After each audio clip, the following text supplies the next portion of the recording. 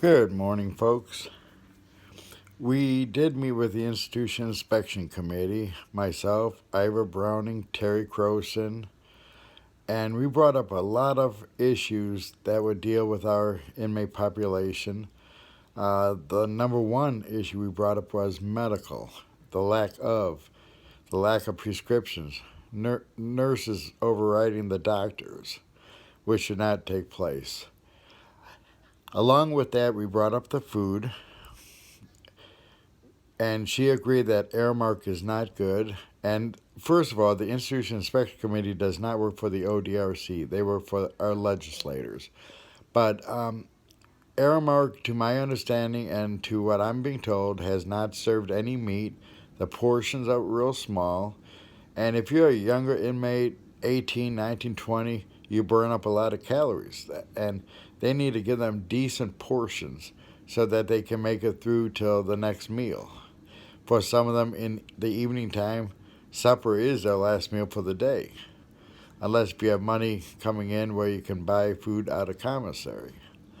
Um, we brought up women's issues, and the toilet paper goes on both sides, the male and the female.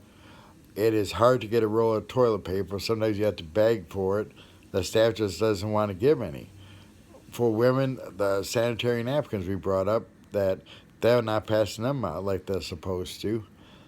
Um, Also, the women are wearing men's leftover clothes. They're not given their own clothes or new clothes like they do in the men's prisons. Um, this is not the early 1900s. This is the 2000s. Women should be treated fair and equal when it comes to incarceration and other issues as well. Now, if you have a issue, you can send a letter directly to the Institution Inspection Committee. We were told they do read each letter and they will go and talk to the inmate. Um,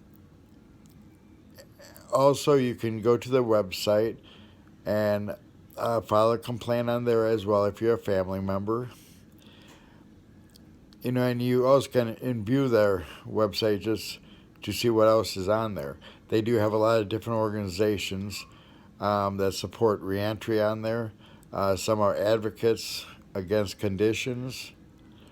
And like she said, and I've been saying this for a long time, is we need to unite. We need to work together for change.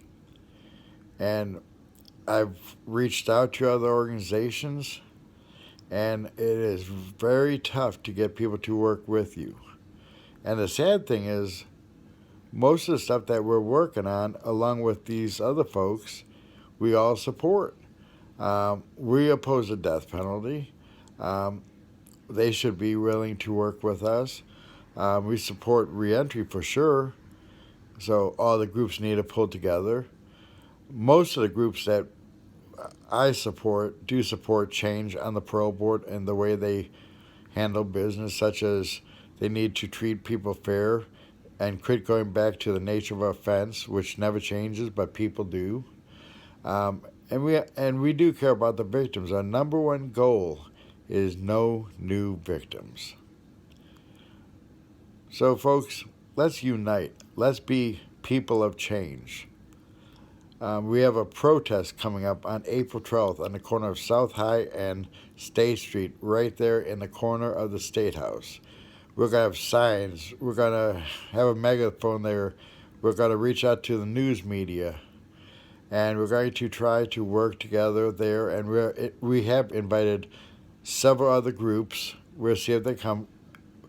5, 10 people is not going to make change. We need to have close to 100 people or more. So invite your friends. April 12th at 11 a.m. on the corner of South High and State Street, right there in the corner of the State House. Let's make noise, but let's be peaceful. Let's scream with the top of our lungs. Let people know we're there. We want change. We're asking for change on fair conditions in the prison system. We want inmates to be treated fair, medical. We want better food for them. We want change on the parole board. Bring your signs from your group, the issues you stand for. Uh, We can make change, folks, but without you being involved, it will never happen. It starts with us.